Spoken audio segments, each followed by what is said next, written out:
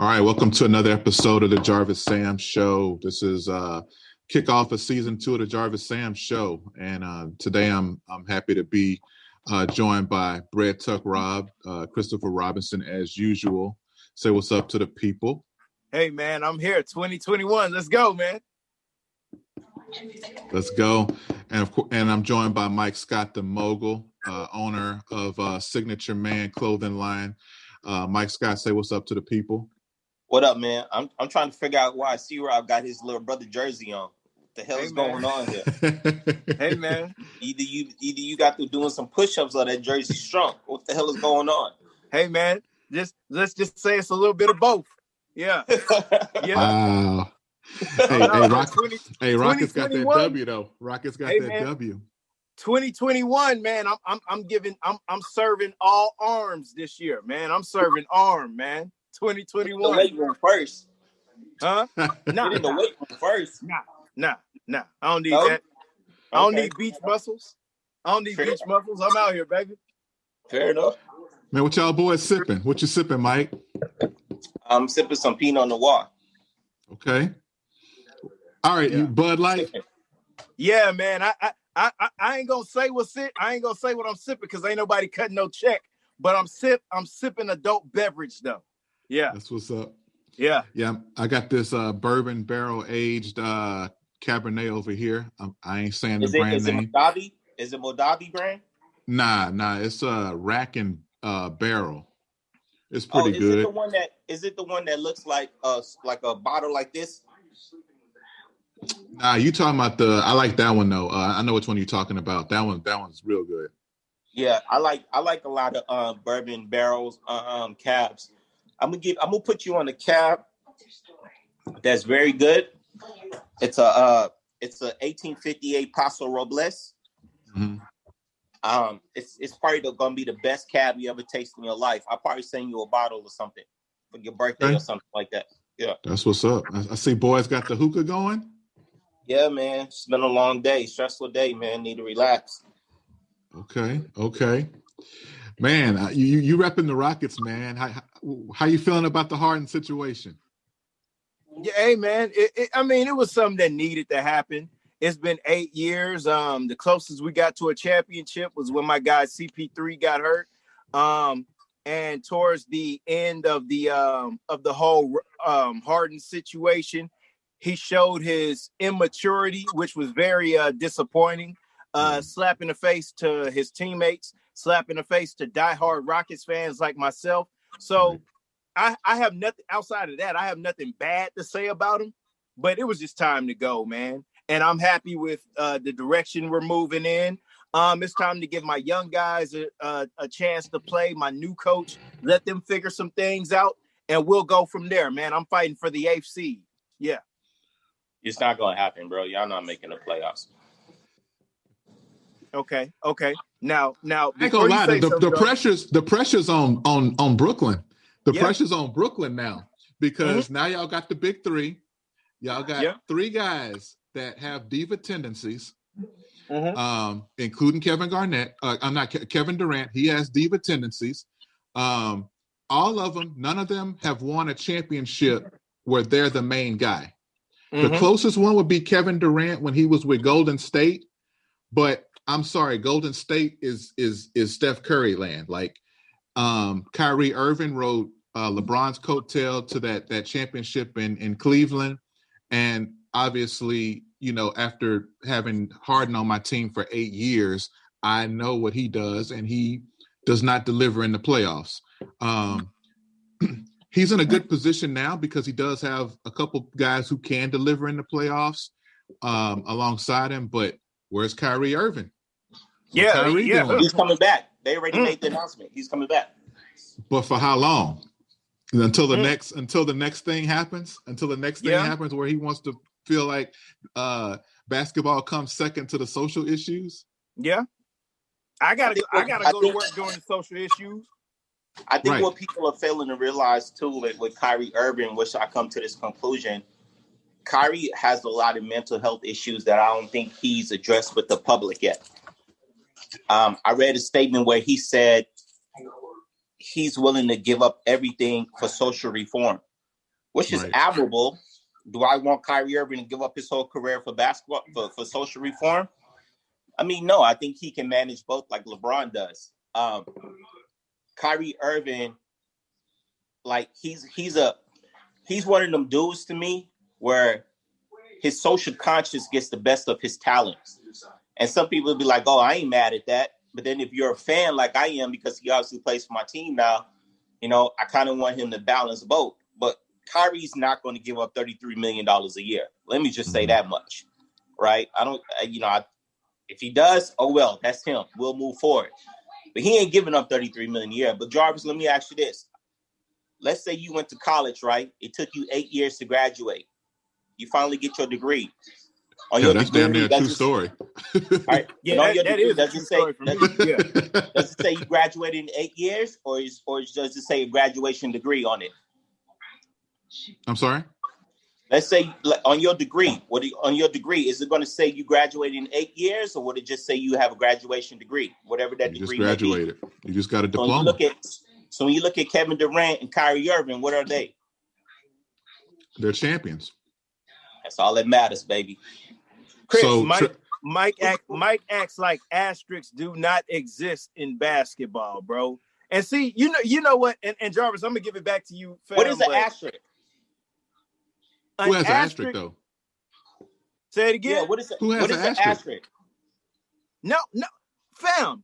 You don't think that when boys look at Kevin Durant's championships, they're not gonna say that he ran to the team that put him out the years before? They're gonna say that, but I'm asking you, what's an asterisk on the championship? Asterisk is, I'll give you a perfect example. An asterisk is what they try to put on my Houston Rockets. They try to say that if Jordan didn't retire, the Rockets wouldn't have those championships. So pretty much me freestyling, an asterisk is a but that's what an asterisk is. Yeah. I'm gonna be honest, man. I think I think the only true asterisks are, and I hate to say it because I count it as a championship in sports, but what happened with the Astros because they quote unquote cheated, got caught cheating or whatever. That's an asterisk. But anything else, injuries happen, people retire, shit happens in sports, and I don't care. Yeah, now Kevin Durant joining a 73 win team is nuts. Like, and that he was one game away from putting out the year before with OKC, that's nuts. But it ain't no asterisk because hey, they were able to sign him. They had the salary cap to sign him. And super teams been happening since the beginning of time. It's just the way that they happen now is a little more crazy. What I was telling C-Rob was this. Who was the 2-time finals MVP? Durant. When they won. Durant. It's Steph Curry's team because he's the face of the brand. But has Steph Curry ever been finals MVP in all 3 championships? Let me see. You had Iguodala in one of them. I don't know about the other 2. Well, no, because Durant won the other 2. Okay. Said it. So what does that say? I can't believe boys sitting up here justifying the foolishness, bro. We're not justifying. Listen, boys know. I dislike Kevin Durant and I dislike the Warriors. But when it goes to asterisks, I mean, it's just like if the Rockets had built a super team, if Kevin Durant had come to the Rockets, would you have put an asterisk by it? If we got CP3, we got we got Harden, we got Kevin Durant. Would that be an asterisk? No, I'm biased. No. But So I be with the foolishness. I'm just like everybody else. I'm biased. I be with the foolishness. But I be with the foolishness. You are. Yes, you are. Your sports take is ridiculous. Jarvis asked you a legitimate question, and you said no, you're biased. But that's not foolishness. No, that's truth. That's truth. I'll admit just because it's truth doesn't mean it's foolishness. I had a question for everybody. So, got you. When you Okay, because at the end of the day, he became what's known as a disgruntled employee, right? Yes. He doesn't want to come to work at this job anymore for Yes. whatever reason. Where are y'all at on how he handled himself as a professional in the midst of being disgruntled, being unhappy in the situation? When you really think about it, because those last few games, like the first couple games, he dropped 40, he dropped 34, and then next thing you know, he dropped 16, he dropped 10, he dropped 12. Yeah. His body language on the court changed. How do y'all think he handled himself as a professional? And what do you think the rest of the league thought of him during that time? So I'll take this one. So I had my hard criticism of James Harden, and here's my not. And see, Rob, even though I know you ain't gonna agree with me, but here's what I always said about James Harden: dope ass scorer. He's going to go down as top 5 NBA scorer of all time. I'm talking about pure knowing how to put the ball in the hole, right, in the basket. My only knock always against James Harden is that when it comes to playoffs, he chokes. Plain and simple, he chokes. Remember when I was going back and forth with Lee, and y'all know Lee a bandwagoner, right? So I was saying Lee is 50-50 on the reason why. Wait a minute. Before you finish, Mike, you can't just diss Lee and he's not here to defend himself. And for those of y'all who don't know Lee is a guy who's in our group chat. Shout out to Lee. Shout out to Lee, man. Hold on. All right, I call Lee a bandwagon in our group chat. I'm not dissing him. Something I didn't say to him directly. Y'all know he was a band. Yeah. Okay. So the definition, what he was saying, was that not a bandwagoner? And I know y'all was laughing, but because I be ethering them two boys, y'all ain't want to jump in and be like, yeah, Mike, you right. That is the definition of a bandwagoner. But it's okay though. He's a bandwagoner, right? So let me say this. It's like I was explaining to Lee when he asked that question. I said it's 50-50, Jarvis, right? Yes, the NBA superstars control their own destiny now in the NBA because of LeBron James. I think he broke that cycle, right? Right. Whereas 50% on James Harden is this. James Harden, the Rockets gave you everything you asked for. Mm-hmm. I mean, absolutely everything. So you couldn't deliver. Like that game 7 when CP got hurt, I thought James Harden was going to take it home. That right there proved my point. I was like, okay, he just can't deliver when it's crunch time. He doesn't know how to win in big moments, right? When the pressure's on him. So it's 50 on him because you gave him Dwight Howard, you gave him Westbrook, you gave him CP3, you got rid of Capella. You basically catered to this guy, right? And it's understandable. The guy averaged 36 points a season, 3 seasons in a row, right? But here's where it's also on the Rockets at, and where I think the Rockets messed up. The Rockets should have stopped catering to Harden right after CP3. That's why I think. Because he shows he couldn't deliver. The Rockets kept catering too much. He ran that team into the ground where they had no more to give. And when they had no more to give, it's like a girlfriend. You give her so much, you give her so much money, you spoiling her. And then as soon as you go broke, she leave your ass. And that's simply what he did. Now, how he handled himself as a professional, I'm not surprised, right? Because James Harden always showed that he cares about basketball, but basketball isn't his biggest thing in life. It's not the most important thing to him. And he always shown that. So I wasn't surprised when he no longer wanted to play for the Rockets, why he came in 20 pounds big. He was on the party with Blood Baby during preseason and all that, right? He showed that. He always showed that, look, man, I don't care about basketball that much. Whenever James Harden lost a playoff, where was he at the next day? V Live, partying. You look at somebody like LeBron, when they lose, LeBron get ghosted because he's upset. LeBron goes to the gym. Yeah, James Harden has always showed that, so I wasn't surprised. Now, at the end of the day, James Harden is a superstar, top 5 player. I do think now that he's in a position with the Nets, which is my team, obviously, I do think that he's going to come in now, get back in shape, and he's going to ball because now he knows he has a chance to win a ring. And then my last thing of closing on this is this. I think also James Harden acted that way with y'all to get out of Houston because that window is closing, bro. He's nearing out his prime. He's 31 now. He's no longer in the prime of his career, right? He's still a top 5, but he's kind of nearing at the end of his prime, right? You know, once you reach your 30s as a basketball player, your body ain't the same no more. He wants to win that ring because he knows if he doesn't win the ring, he's going to go down with the Karl Malones, the Charles Barkley of the world. So that's my take on that whole situation. I'll let the biased Rockets fan speak now. Yeah, where you at, Chris? I think the way he handled it was poor. And again, I'm not gonna hull James Harden because I would look foolish hulling him because I was his biggest fan while he was here. But that press conference was just, I don't know, man. It was just distasteful. Excuse me.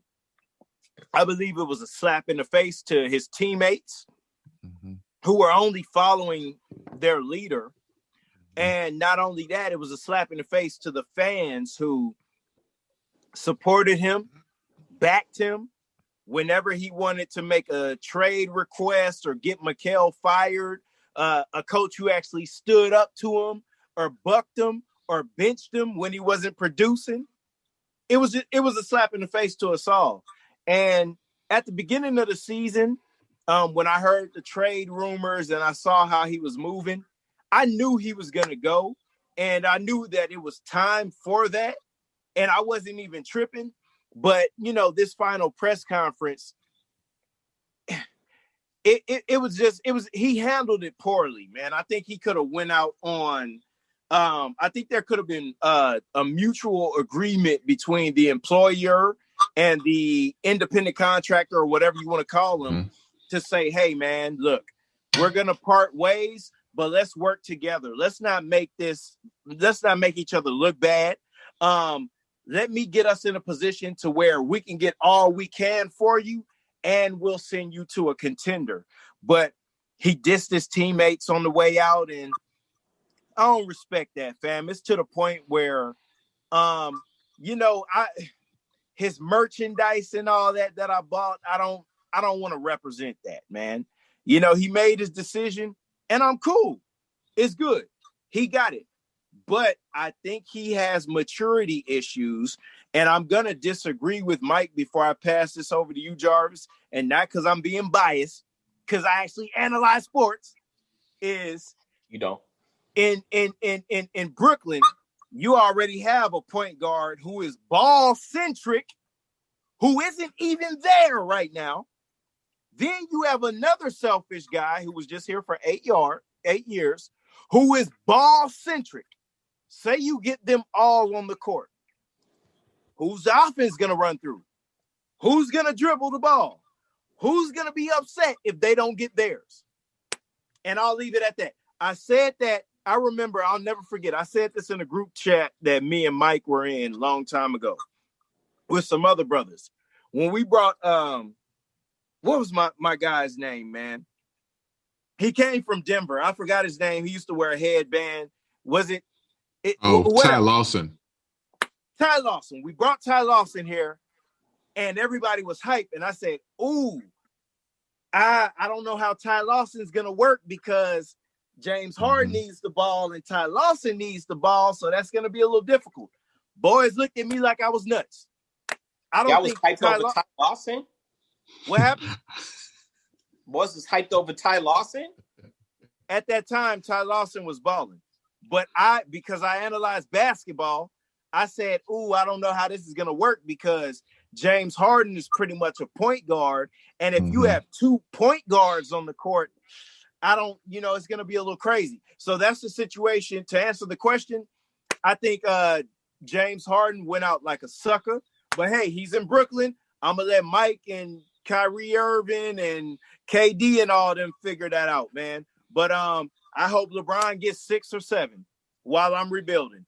What you got, Jarvis?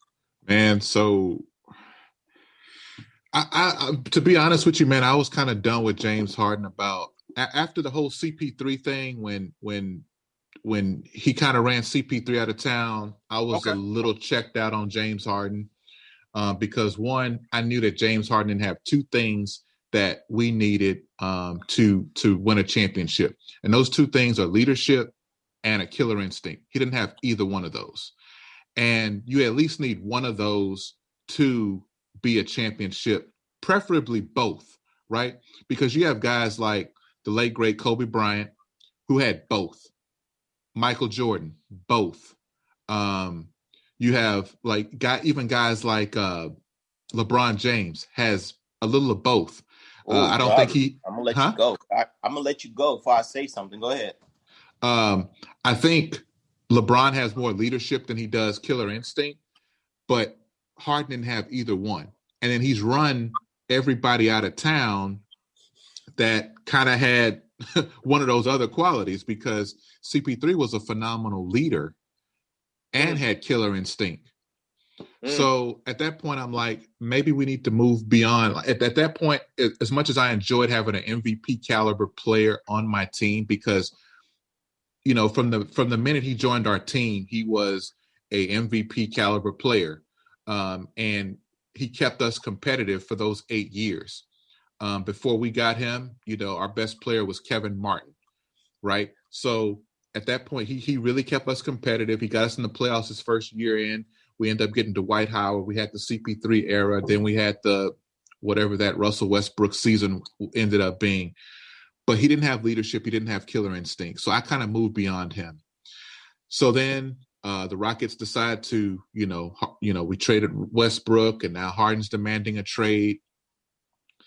I expected Harden to demand a trade at that point, but I expected, after everything the city had done for him and how much he claimed to have loved the city, because he was the main one that was at the Drake Houston Appreciation Weekends. He was the main one at V Live throwing money. He's the main one hanging with Travis Scott. Like, the city has given him so much, not to mention the organization gave him so much. They gave him every request he ever wanted. They gave him. So I expected him to leave this job, like, with a 2-week notice, respectfully, you know, like, hey, I'm going to do what I can. And even if not for the organization, for his own personal credibility as a player. Because whether Harden realizes it or not, him quitting those last 5 games, the whole league saw that. Yeah. And that diminishes your value when they're seeing you quit. Because there's one thing that quitting does. It builds a mindset of quitting. It means that you're okay with quitting. You're not okay, because I'll be honest, when I saw those first couple games, he had 40, he had 34, and he was setting up Christian. He had like a record 17 assists and all that. He was setting up Christian Wood. I'm like, okay, he's going to go out with some respect, and I was going to respect that. But then when he quit, you know, I saw him out of shape, looking like Mark Henry at practice. You know, just it's just ridiculous. And then just to disrespect the city, disrespect his teammates, who, even though he has no leadership, they look at him as the leader because he's the face of the franchise.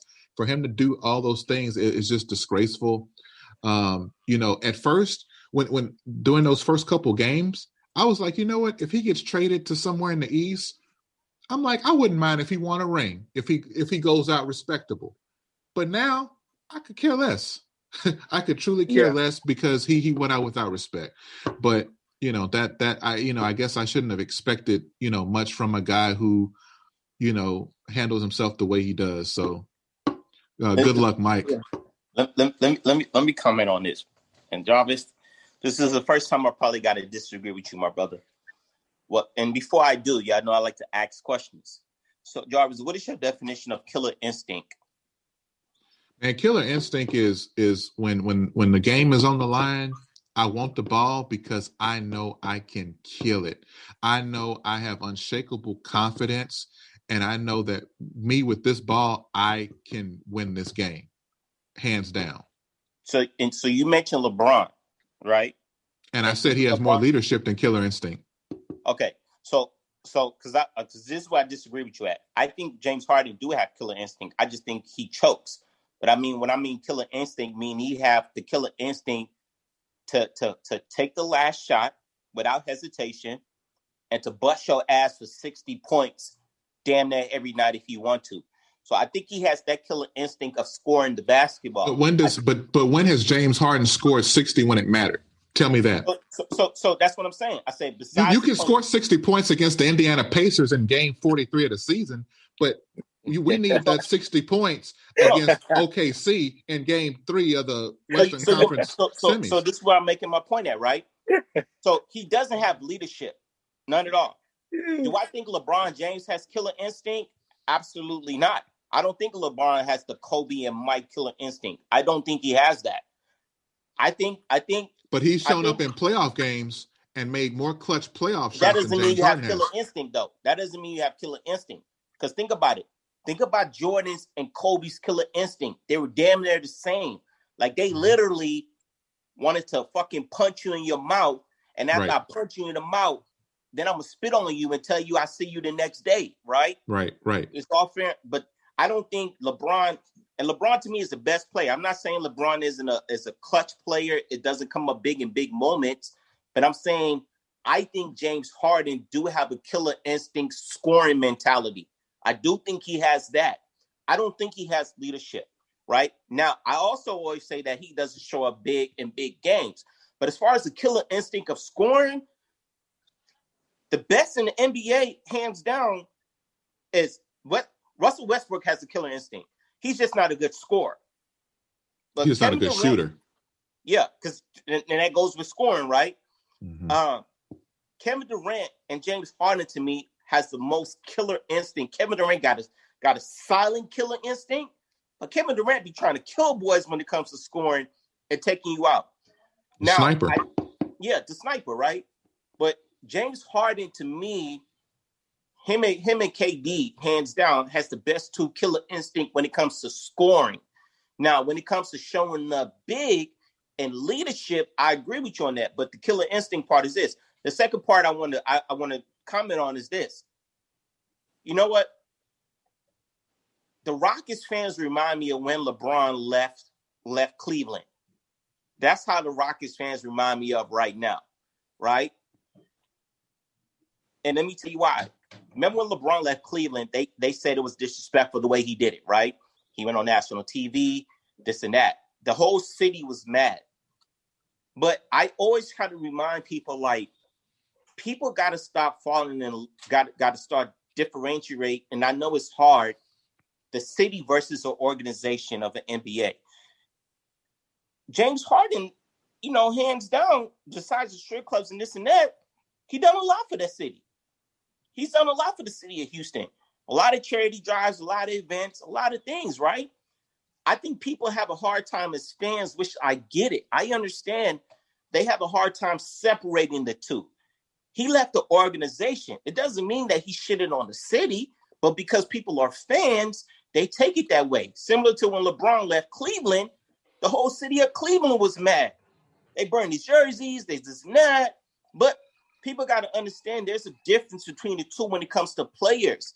Guys, yeah, we might not agree how he left and the way he acted, just like a lot of people may not have agreed the way LeBron left when he left Cleveland. But at the end of the day, it's still a difference with saying, hey, man, I just don't rock with this organization no more. Don't mean I don't rock with the city. And I think that's where fans got to start separating the two at the end of the day. Fam, he dissed his teammates, fam. You can't have character and stand by that, bro. He said, look, we not good enough. We not talented enough. I done a lot for this city. He shitted on the organization. He's not, you're part of what I'm talking about. It's a difference between organization and the city. You got to learn how to separate the two. It is, but the organization represents the city. Hence, Houston Rockets, Brooklyn Nets. It's hard to disassociate the two because the organization is an extension of the city. And I get it, but that's what I'm saying. I think we need to start as fans. People need to start separating the two at the end of the day. Now, if James Harden would have said, like, man, I don't give a damn about the city of Houston, this and that, then I get it, right? But at the same time, he shitted on the organization and he shitted on his teammates. The Houston Rockets have but the city of Houston, I think they got to start like, and that goes for every player who leaves the city, because that's the fans have a hard time separating the two. It's like I seen Killer Calion, right? I remember I sent y'all that post by Killer Yeah, Calion. he hates James Harden. That man hates James Harden. He hates James, which I don't understand, because he a Lakers fan anyway. He follow everywhere LeBron go. He's not even a Rockets fan, so I don't understand why you hated on James. But at the same time, it's like, come on, y'all want to start airing them out for shook clubs and this and that. But he was doing that when he was in the city. Y'all didn't say nothing then. Y'all didn't have a problem with it then. Y'all didn't have a problem when he lost and he was at turkey leg cut the next day. Oh, we but definitely now that did. He's no longer there, then you have a problem. It's like you break up with your girlfriend and you're bitter because she upgraded. Like that's the only thing that I'm saying. Like, come on, man. Let's all be adults about this shit here at the end of the day and not get too emotional and attached to it. I think you're only talking about the people you follow, Mike. Cause it's cats that represent the Rockets, like myself, who's like, hey, cool, I got nothing bad to say about you. Go do what you do. We gonna be over here repping what we rep. Ain't nobody burning no jerseys over here. But you can't condone somebody talking. Fam, if you quit on your teammates, what does that have to do with the organization? I'm not condoning that though. But you are. How? You are, Mike. I said he shitted on. I said he shitted in the way he did. It was wrong. I said that. Mike, you talking about separating the two, and man, he upgraded. You got to separate the two. Man, as fans, we got to. Mike, you're condoning it, bro. You are. C-Rob, it's okay. C-Rob, how am I condoning it? What did I condone it? Jarvis, do you think I'm condoning it, or did I just say, hey, look, the way he left the Rockets and the way he did his team and the organization was wrong? But what I'm trying to say is that I think fans are getting the difference with, oh, he shitted on the city. No, the city is the population, the people, the citizens. And that's the thing. He did on try the organization. He did try to make a clear delineation between the city, his love for the city, but wanting to be out of this situation. But again, fans as a whole are never going to disassociate the two, because that's what I'm saying. The Houston Rockets is an extension of the Houston the city Houston. So it's never the same thing as the Texans, same thing as the Astros. I get it, because my whole thing, because when Deshaun leaves, right? Because we all know Deshaun is going to eventually leave the Texans. If the Texans are going to shit on Deshaun, are the fans going to people of the city of Houston going to shit on Deshaun? I think it'll be different. I think we're going to shit on the Texans. I think the Texans fans are going to turn on the Texans in that instance. So that's what I'm saying. James Harden didn't do nothing wrong to the people of Houston. He shitted on the organization. So Deshaun Watson shits on the organization and leave after buying a big contract, after agreeing to a big contract. And let's say Deshaun Watson do make a negative comment about the Texans, right? But he leaves. Are y'all going to feel the same way? I'm definitely not. You talking what will be the difference? Number one, Mike. Now, because you're a hater, I see why you would say that. But me, I'm not gonna jump to conclusions until I hear from him, until a conversation is had. I know it looks bad, but I'm willing to wait and just kind of see that he's not happy with the Texans. Let me say this. It's two totally different situations, because absolutely you have one situation where we had a superstar that we rolled out the red carpet to. There we go. Anything that James Harden wanted, anything that he wanted Kevin McHale fired. They fired him. He wanted Dwight Howard. They gave him Dwight Howard. He wanted CP3. We gave him CP3. He wanted his bestie from California, Russell Westbrook. They got him for him, right? Watson, on the other hand, wasn't a part of the DeAndre Hopkins. He was not informed that DeAndre Hopkins was going to get traded. He was not in on the decision for hiring the GM. So he feels disrespected as the superstar. So the organization, and to your point, Mike, the Texans organization is garbage. It is. I'll be the first one to say that. It's been garbage from day one. We have a garbage racist core. You hear that? We have a garbage racist core. Until we move beyond that, yes, it's always going to be that. We have a history of saying the inmates shouldn't run the asylum and that kind of thing. that's the nature of the beast. Two totally different situations. So I think the fans are going to respond differently because of that. So the question I asked, and I ended on this. So let's say that's the case, right? And see, where I'm glad you heard somebody else say, y'all have a garbage organization. So when I say that, you don't think I'm just hating. So I've said it before, Mike. No, you haven't. I've said it before. No, you haven't. So look. So when Deshaun Watson does leave, because I think he's eventually going to leave. Because remember, I said that beginning of the year, I say, look, man, I won't be surprised if Deshaun wants to leave. And y'all thought I was tripping. So let's say he leaves, right? And let's say he leaves, but he leaves on a negative note with the Texans. And he leaves saying a negative statement about the Texans. You don't think Houston Texans fans are going to be upset with Deshaun? Some of them. But what they have the right to be is what I'm asking at the end of the day, too. I mean, if they choose to, you got the right to feel how you feel. I would understand him. But, I mean, people are different. I deal with logic. I deal with what's in front of me. I deal with context. So you don't deal with logic at all. You don't deal with logic at all. Hey, guys, let's talk a little bit about what happened a little over a week ago here at the Capitol. We had these crazy Trump people storm the Capitol building. I think it was last Wednesday, and they did everything from climb the building to storming Nancy Pelosi's office. You got the guy in Nancy Pelosi's office with his feet up on the desk. You got the guy standing at the podium. You got the guy who takes a podium and is running with it and everything. Mike, what's your initial reaction to that foolishness, man? Man, first when I saw it, I'll be honest, because when I saw it, I was driving to Houston that same day. And, I was kind of looking at it on my phone, so I wasn't really sure what's going on. First, I thought it was a Black Lives Matter protest because I really didn't pay attention to details because obviously the news broke with Jacob Blake and all that, right? So right. I thought, okay, maybe. But then when I looked closely and it was like pro-Trump supporters had stormed the Capitol, and I was like, oh, shit, these white people done went fucking nuts, right?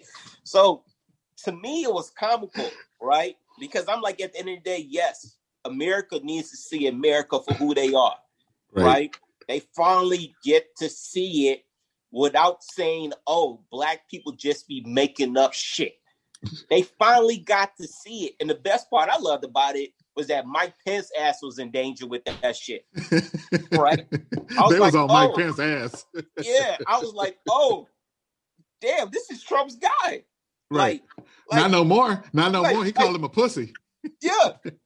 Right? Yeah, you knew he was going to turn on him. You knew it, right? So when I saw it, I was like, yes, this finally needed to happen because America needs to see, first of all, America needs to see the monster that they are, and that and the monster they help. Because I always think Trump was a monster, but the monster they helped make more of a monster, right? They needed to finally see what they caused. The Republicans party, whatever you want to say it, I don't care about the political shit at the end of the day, but they needed to see what they endorsed. They need to see what they helped birth and to make worse, right? So for me, when it happened, I was happy. I was like, yes, this is what finally needed to happen so they can see the shit. And at the end of the day, they can never make no more excuses for when black people be like, look, we're treated different. It's totally opposite with us. And you know what's funny too? I didn't hear one pro-Trump supporter that may pop up on my timeline or whatever say one goddamn thing. They were hush mouth. They were quiet. So for me, man, I think it was probably one of the best things that happened in 2021. Chris, where you at? So I'm at school teaching. Jarvis, I'm at school teaching. I think I was scrolling through Facebook. I took a break, scrolled through Facebook, and I saw something you posted, and I immediately went to the news. And I'm like, man, what's happening with Trump, man? I looked at a couple articles, saw some videos of white people storming the Capitol. First thing I thought was, oh, wait, white people storming the Capitol, Trump supporters? okay. Oh, and it's police here and they battling the police.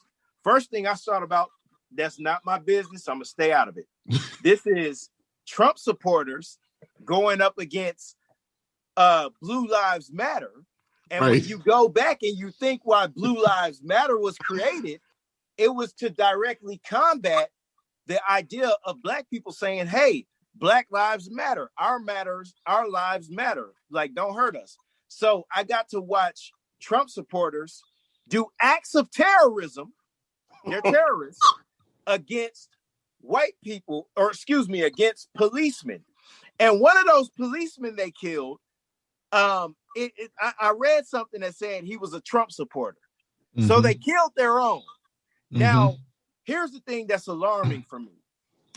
They were able to get into a federal building.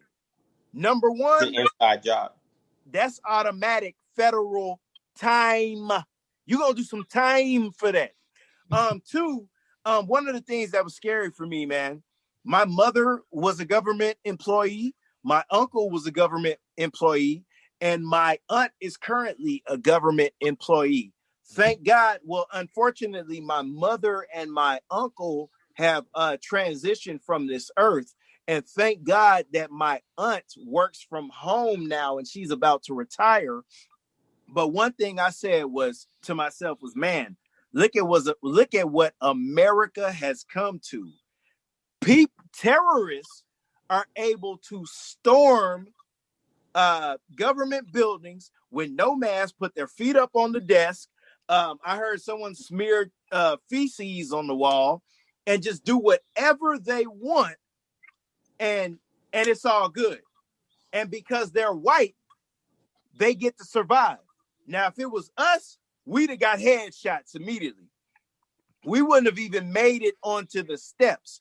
But they allowed these white Trump supporters to walk inside this building, put these government employees' lives in danger.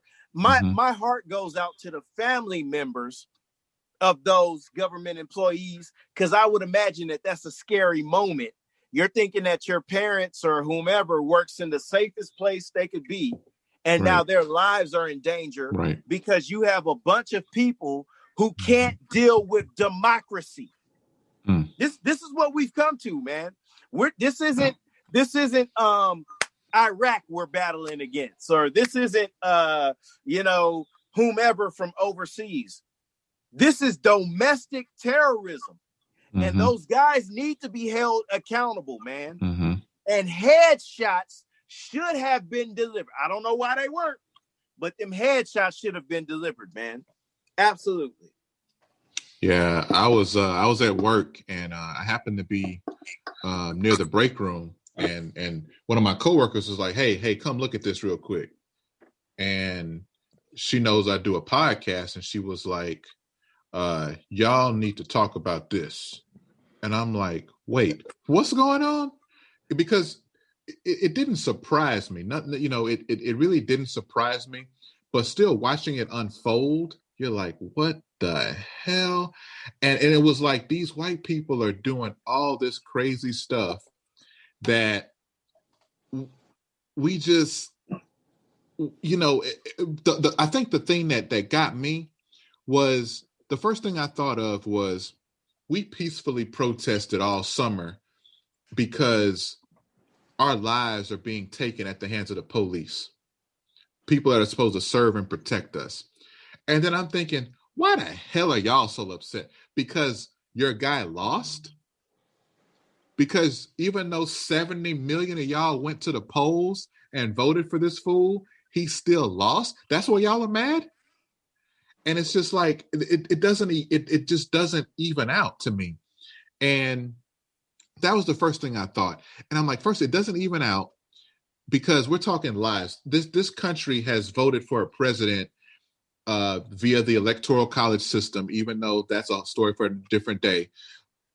But at the end of the day, we vote for a president. So you're going to have a winner and you're going to have a loser.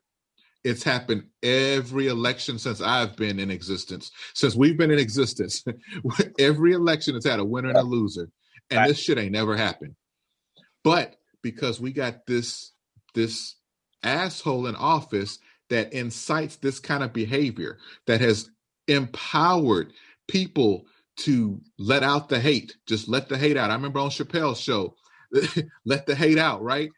And it's ridiculous that they were able to get away with that. And the second thing it made me think of was when, during the debate, when he said, "Proud Boys, stand by, stand back." That's what the fuck he was talking about. He was like, stand by, stand back, because if I don't win, I'm unleashing on a certain day, right? Yeah. That's exactly what he meant by that. Sure. And that's the one thing that I gotta respect about Trump, is that when he says something, he fucking means it. Like he if he says it, he pull it up. You know what I'm saying? Like, if nothing else, and that's the one thing that separates him from most politicians, is the fact that he does kind of deliver on the shit he says he's gonna deliver. He's really not a politician, though. That's the thing. Exactly. Yeah. The third thing, and the most obvious thing, is the white privilege, right? Like, obviously, a white privilege. If ever anybody had a question of what white privilege was, just run the tape from January 6th, and you will see white privilege live and in living color, because that's what it was. You had all these white crazy people storming the Capitol, and then you got the Blue Lives Matter letting them right in. Yeah. If us three had tried to storm the Capitol, just us three, what do you think would have happened to our black asses? Headshots. We'd have got them headshots you was alluding to earlier. Yeah. But all these white people, and here's the other thing. This is the thing that really made me mad. The clip of the black police officer running from him. Even though he kind of led them to some more officers and all that, just the fact that he was running from him, it made me feel like white people just got us no matter what. Like, earlier in 2020, y'all had your knee on my guy George Floyd's neck. Y'all ran up in Breonna Taylor's spot and got her. Y'all got Ahmaud Arbery. And now we got a police officer that's black, and he's backpedaling from you guys, and he got a gun on his waist because he knows if he does something crazy, he gonna get in trouble for it. But why don't the same rules apply when you got a knee on a man's neck for 8 goddamn minutes? Yeah, so a couple more takeaways from that. Number one, it was definitely an inside job, right? It's no ifs, ands, or buts about it, right? 'Cause now, there's also been an investigation with some cops who deliberately planned to let them in, right? And some of those cops have been called out. So it was an inside job all the way. And that's also a reason why Trump didn't alert the National Guard at first, too, right? So that's number one. He never alerted the National Guards. Another state had to alert the National Guards because he refused to, because to your point, it's an inside job. It's an inside job.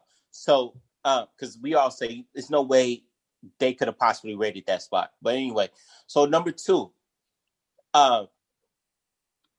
what I love about this is that there's some high profile people getting exposed from this. There was a white multimillionaire CEO. Yep. One of the dudes that got arrested was a judge's son. Yep. Another person was the lady that died was a former U.S. military, like a armed force person who served this country. The lady that died, that was some high profile or affiliated white people involved in this.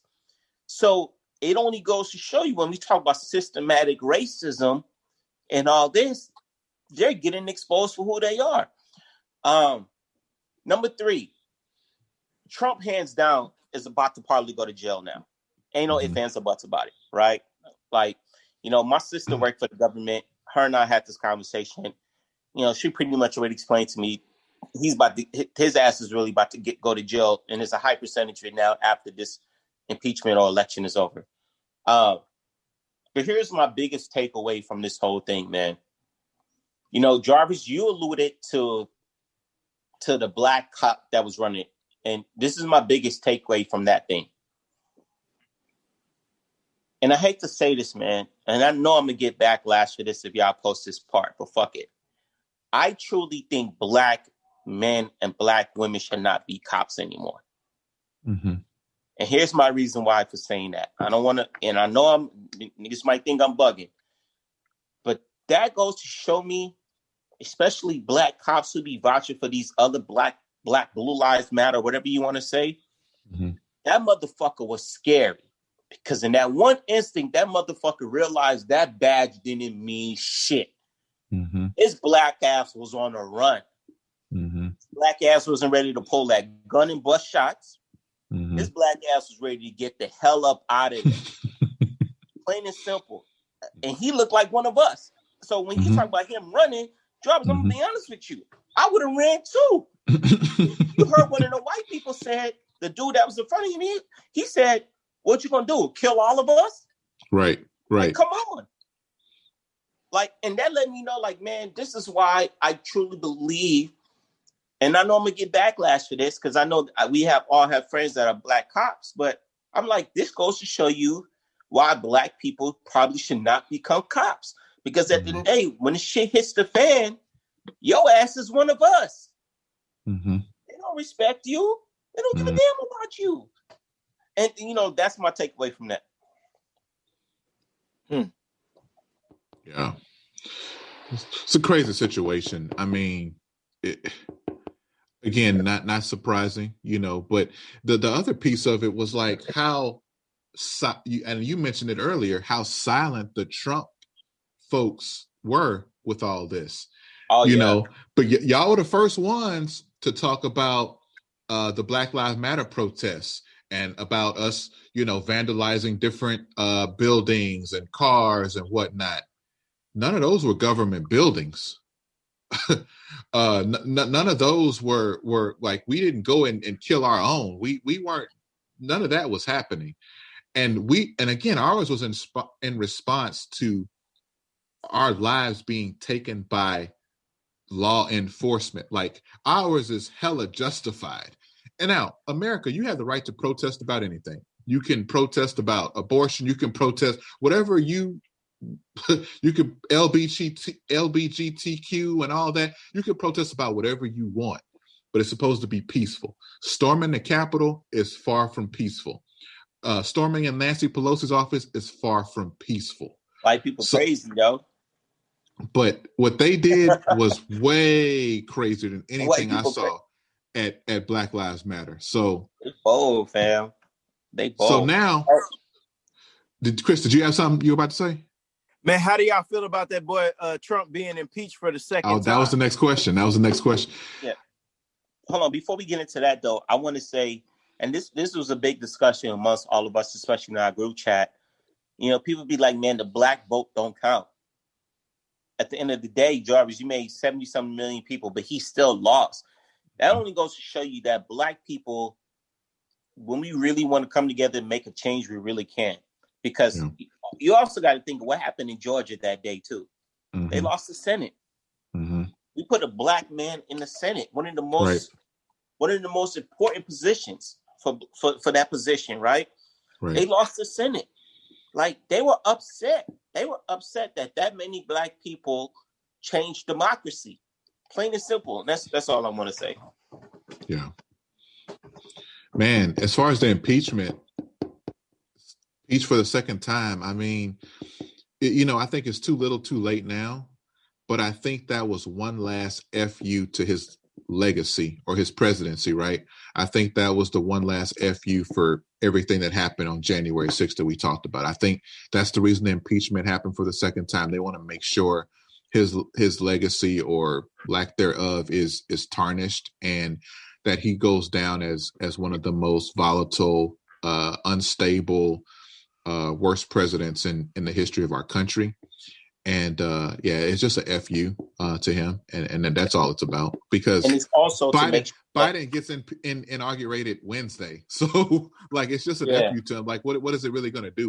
What consequences is it really going to have? Yeah, and it's also to make sure that he can't run no more. Period. Even in 2024. Right. Yeah, it's some value in that, man. I was reading that he won't be able to run again. Once you're impeached twice, you can't run again. You don't get the benefits of Secret Service that other ex-presidents get. You don't get pension. You don't get that pension. You can't pardon anybody, including yourself. That's major. That's major. That's major. So he's going to jail. He's going to jail for sure. To prison, you gotta hold that.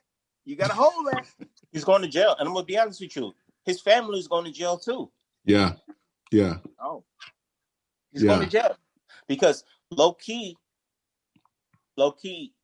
you know. And I ain't gonna say where I got this information, but his family under his administration, they started a lot of illegal businesses that they weren't supposed to start while he was in his administration.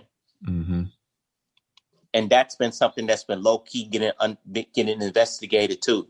Right. Trump, I'm telling y'all, Trump is only acting like this for a reason. Only thing that would have kept him safe if he would have won again. Right. His ass is going to jail. All of the bullshit karma and how long he fucked people since the 70s and 80s when he was in New York as a businessman. Yeah. Karma's coming back on that ass. Yeah. Hey man, I tell you what, man. Shout out to Trump. I'm gonna let him hold that. But Biden, man, you know, these student loans. I need that 10 racks that boy was talking about. I think Biden talking about a third stimulus check. Man. He talking about 1,400 to 2,000 for it. Hey, I can use that. I still need that second one. Yeah. And to the people who got the first check, who haven't gotten the second one, it's a deal to where you have to do your taxes and file for some type of credit if you haven't already gotten it. This check. Right. And to my understanding, that would be added to your check. I could be wrong. Double check that research. You're exactly right. You're exactly right. You nailed it. I don't get a stimulus check, so I can't talk that language. Oh, big shot, baller. Mike big check, Mike. That's how well Mike is. Mike ain't even had to tell us that. I just don't get stimulus checks. Yeah. Hey, man. I bet you qualify for some of them business loans, though. Yeah. And I'll be honest with you, man. Some of those business loans, I definitely looked into it. But it's definitely a lot to that too. They ain't just giving out business loans like that, like they're making it seem. Yeah, that's what I've been hearing. I've been hearing the small businesses have a harder time getting them than larger businesses. They do. Yeah, They do. That's crazy. Which is bullshit. That you have to qualify for. Yeah. So okay. Hey man, before we get up out of here, I got to touch on one more 2021 happening. What's going on with Kanye West, Bread Tuck? What's going on with Ye? Is he getting a divorce? What's going on? Why are we even talking about him? For what? I just want to hear what he got to say. I want to hear what he got to say about Ye, because I heard some weird stuff going on with that boy Ye. Okay, so check this out. This is what I heard today too. I heard Charlemagne on the Brilliant Idiot say that the person that spreaded that rumor about him liking transvestites came out and admitted that she was lying. So that's why I didn't jump out the window with it. Yeah. I like to kind of let information play out. So my guy is still in the clear, man, as far as I'm concerned, man. Shout out to Kanye. Yeah, it was a TikTok person who spread that rumor. Yeah. Even the gay dude that they said he even exposed, he's the one that actually exposed the TikTok person that made that lie up. See, they trying to take my guy down, man, and that's the whack thing about that, man. No matter how you feel, why he didn't storm the nation's capital. He's a billion. Why do that? Why you leave that to the trailer park? You ain't know Trump is daddy. All right, Mike tripping, bro. Mike tripping, bro. What? Mike tripping, bro. It's not true. If he voted for him for tax cuts or whatever, that's you remember he loves this man. We got to protect this man. You don't remember that? Hey man, that's my fault, bro. I'm sorry, dog.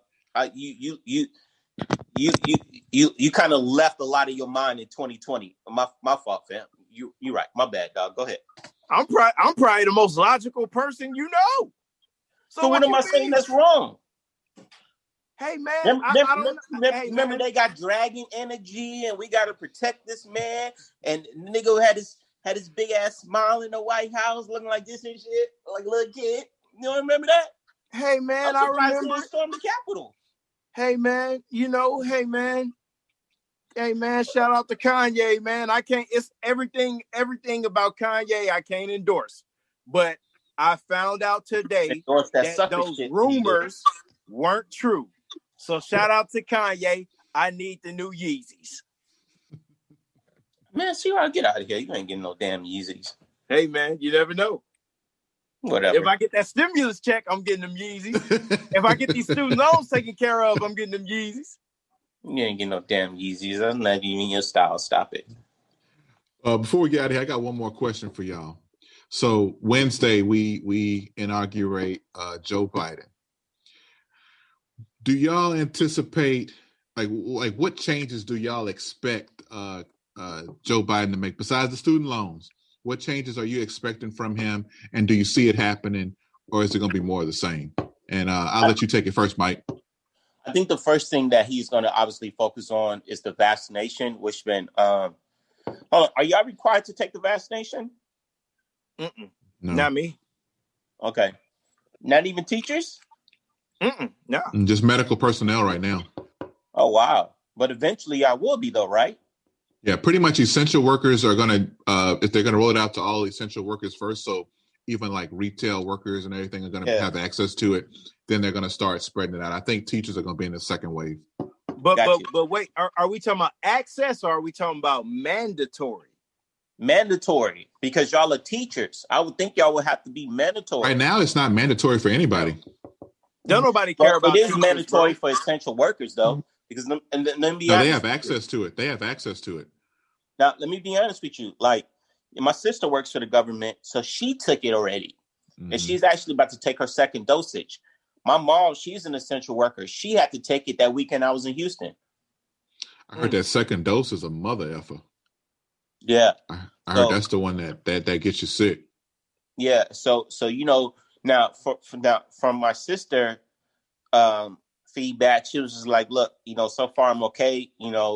She was like, I think we got the wrong perception of it, especially us as Black people.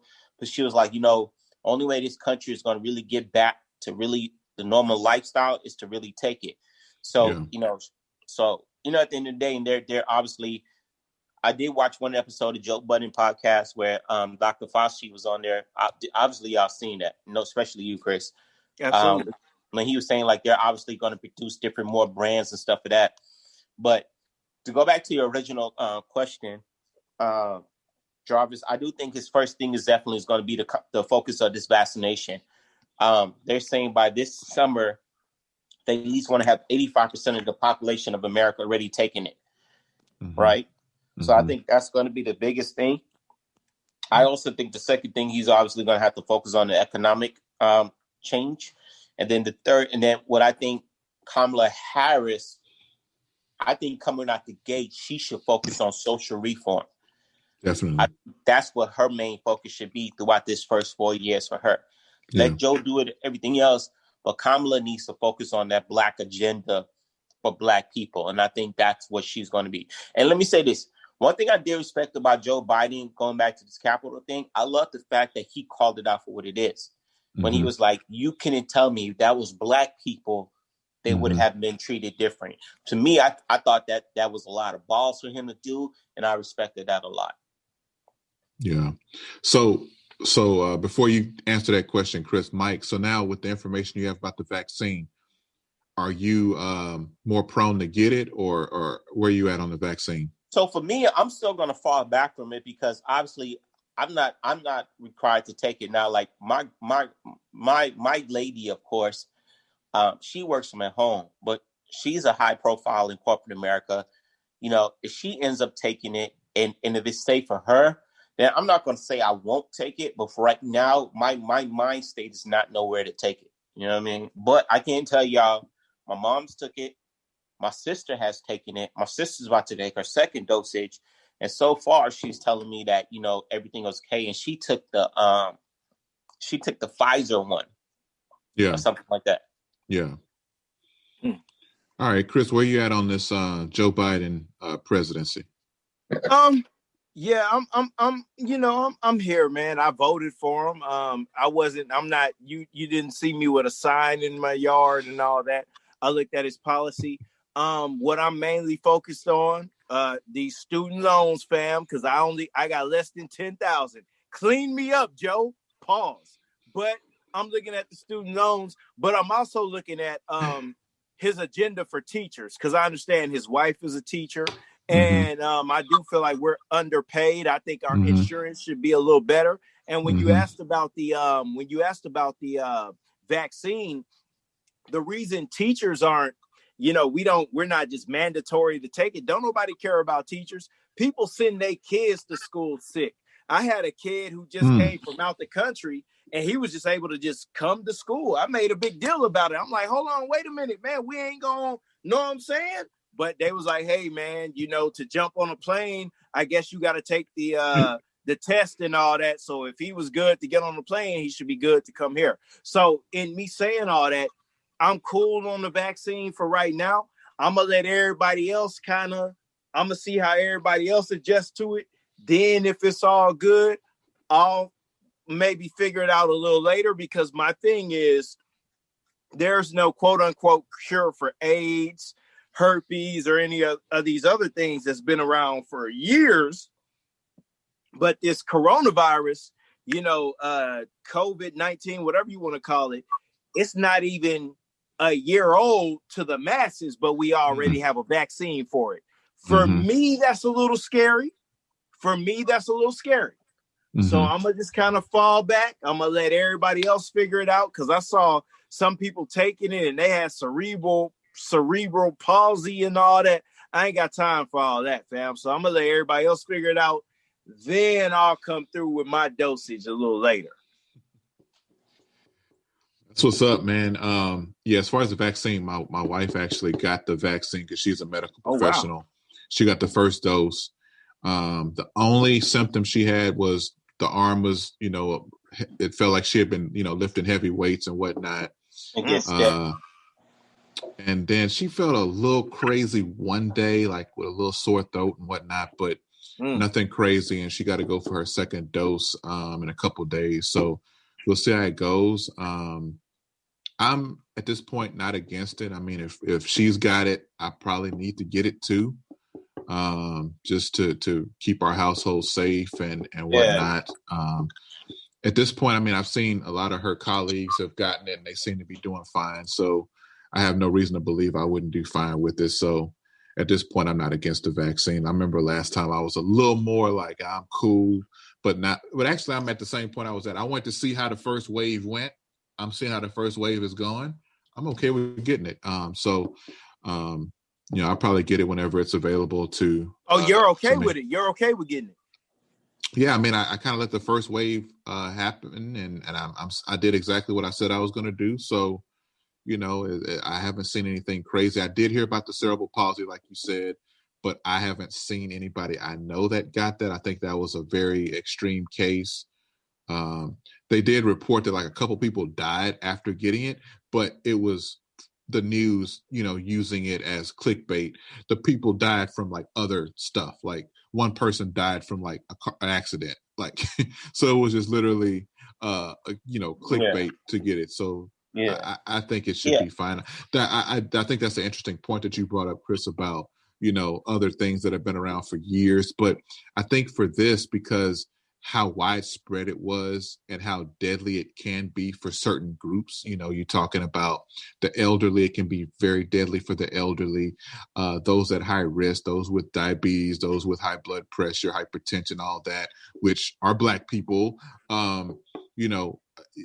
It's the only way we're going to rid ourselves of this, right? So, if the vaccine is good, I think we need to go ahead and get it going for the masses so we can move beyond this mask and all this crazy stuff, man, because man, I want to travel again, man. I want to see some concerts. I want to, get back to normal life sooner than later. But, obviously when it's safe. So, but that's where I'm at.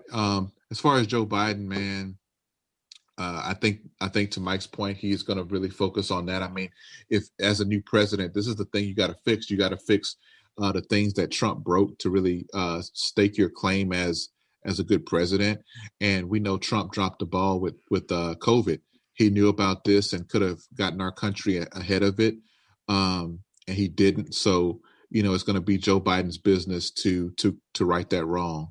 I think the second thing is going to be to couple with that is going to be the stimulus package, right? He needs to do some sort of stimulus package that's going to really help the American people, because I don't know what $600 can do for anybody. But my question is, with the stimulus, what do y'all think 2,000 can do for somebody? I mean, 2,000 is at least somebody's rent. 600 is not even somebody's rent unless you're staying in the trap. You know what I mean? But 2,000 can get you caught up on rent. You know what I mean? 600, all that's going to catch you up on is maybe an electric bill and maybe a cell phone bill or something. But the reality is people are going to blow that 600 at the club or wherever. But 2,000 can really get people in a better position. So we'll see. Hopefully, I think the one thing that we can say is at least we're going to get a true politician back in office, somebody who is probably going to be at least a little more level-headed than what we've had the last 4 years. And that's a win. Do I expect Joe Biden to set the world on fire and be this great president? I really don't. I think if he just can hold things together, fix a couple things, maybe get a little game from Obama, what some things he did, and I think he can ride these 4 years out. Hopefully Kamala can really make her mark as a heavyweight in this game as a Black woman, and really substantiate why she should eventually run for president of the United States. And that's what I'm looking forward to. But that's it, guys. I mean, y'all got anything else for the people before we get up out of here? Man, one question. What's the one thing y'all looking forward to doing after things kind of get somewhat to normal? Man, I'll take that first, man. I'm gonna be honest, man. I'm looking forward. I'm huge on two things. I'm huge on travel and I'm huge on concerts. And either one, I could go for a really good concert, man. I was talking to my homeboy the other day, man, and man, we was talking about, man, like all the concerts we used to go to and whatnot, and man, it's crazy. Like I remember going to the Bad Boy concert, like how great that vibe was, and every time Jay-Z comes to town, every time Jay-Z and Beyonce are in town, there was some small rumors that were flying around that there was going to be like a Destiny's Child reunion. Man, come on, man. I'm here for all that. So I'm here for the concerts. I'm also here for the travel. Okay. Where you at, Mike? Yeah. For me, it's definitely the travel part. Even though, like, I'll be honest with you, in 2020, we traveled a lot. Even though we were safe, but we traveled a lot. But I'm here for the traveling part. Man, I'm gonna be honest with you. The biggest thing, I'm just tired of wearing these goddamn masks, man. I'm getting sick and tired of wearing these damn masks. Like at the end of the day, this shit is starting to get annoying, man. Like I be walking out the house sometimes just like, oh shit, forgot my damn mask. Right. For me, I'm ready to be done with wearing those pieces of shit. And then pretty much, man, just getting back to normal day life, man. And you get cabin fever a little bit being at home and all that stuff, and not really able to move around.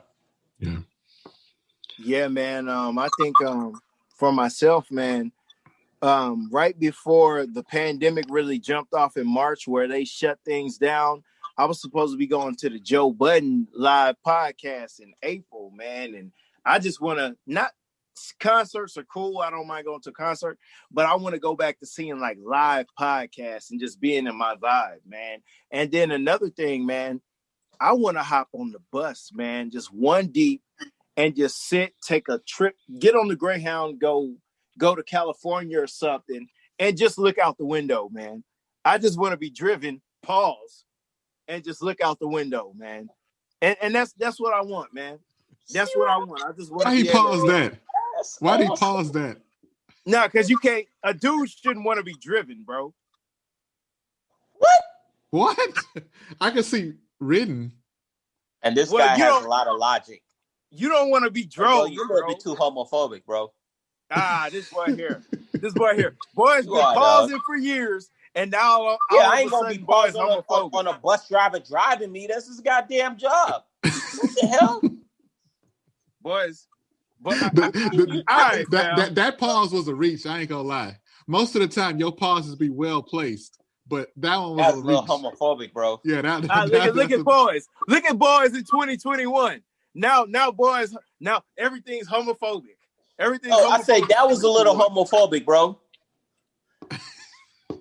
Hey, man. I'm not going to call you homophobic, but that was not a well-placed pause. Hey, look, I'm going to show you how I be calling C-Rob out on this bullshit. Here you go. So you try to tell me when bosses like Diddy, Hov, and all of them get driven by they chauffeurs, that's gay? Depending on how they use it in a sentence, it's a pause. I'm not going to say it's gay. It's a pause. Hey Jarvis, end this thing. I'm sick of Mike for today, bro. Yeah, I'm sick of Mike. You see his bullshit? That's the bullshit he be on. You lucky I'm here to call you out on it. Bullshit. Hey, that pause was a reach. That pause was a reach. I ain't gonna lie. Mike, tell him about what you got going on, man. Who the hell wants to get on the Greyhound by himself anyway and get driven all the way to California? That's just dumb, T-Rob. That doesn't make no goddamn sense. Mike, tell him what you got going on, Mike. Tell him about the clothing line and all that. So, man, season 2 of Signature Man just dropped. www.signatureman.net. Check it out. It's dope. My guy Chris don't want to support me because it don't got logos and all that shit in it. But that boy tripping. Hey, so check it out, people. You can cut that part out. So if you're trying to support black business, here's a black business right here. I got his ass. Look, you know what I'm saying? Nah, that boy tripping. I'm gonna let him cook though. No, I'm just playing. You know that's my brother. I love him. But now season 2 dropped.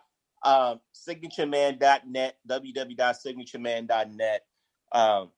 And I'm excited, man, just working. This year, I ain't gonna lie to y'all. This year, man, like, you know, I've been really thinking money. Like, money's been stressing me out because I want to get to the next level, like the next tax bracket. Like, this pandemic has shown me if you really didn't have money, you couldn't survive this pandemic like that, or a stable job or whatever.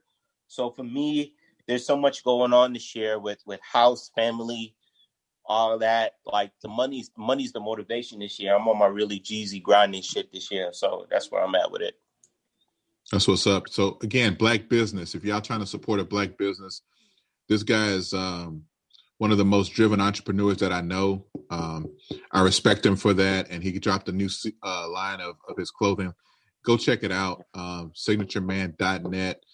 Go follow him on Instagram. It's Executive Mogul on Instagram, right? Yeah, and then the business is _. _. Go support that brother, man. He's doing big things in the fashion thing. Chris, what you got?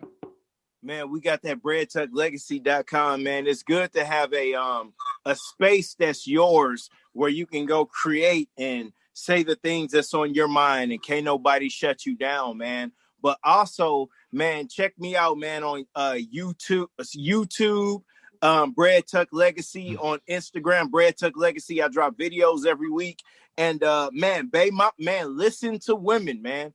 Bae Mama told me to jump on TikTok, man. I don't know nothing about a TikTok. She just told me to jump on TikTok, put videos out, and all of a sudden I'm getting views on TikTok, man. So I'm just trying to get these. I'm just trying to touch platforms and just create the way I want to create, man. And breadtucklegacy.com, man. Catch me there, fam. And Jarvis, what you got, bro? Man, let me just say this. I'm still in the host moment for a second. Man, let me just say this. Chris, I know you're on TikTok, man. I better not catch you with no busted challenge videos. Nah, fam, I'm cool. Oh, he's coming. I'm cool. He gonna bust it to Jasmine Sullivan. That's possible. Hey, greatest artist ever. That's possible. No, that album will go hard though. That album goes hard. Yeah, it does. It does. Hey, Jasmine Sullivan is a great artist, man. I can't even lie on that one. Yeah. But hey, I want to ask y'all a question when we get off recording, though. I don't want to ask. Yeah, for sure. But anyway, y'all can catch me at jarvissam.com. You can catch this podcast and every other podcast there as well. We're on Spotify. We are on Apple Music or Apple Podcasts. We're on Google Play. You name it, we're there. Check us out. We appreciate y'all rocking with us another week.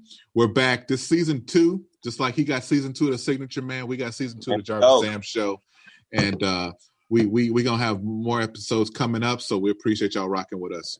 Thank you. Thank you.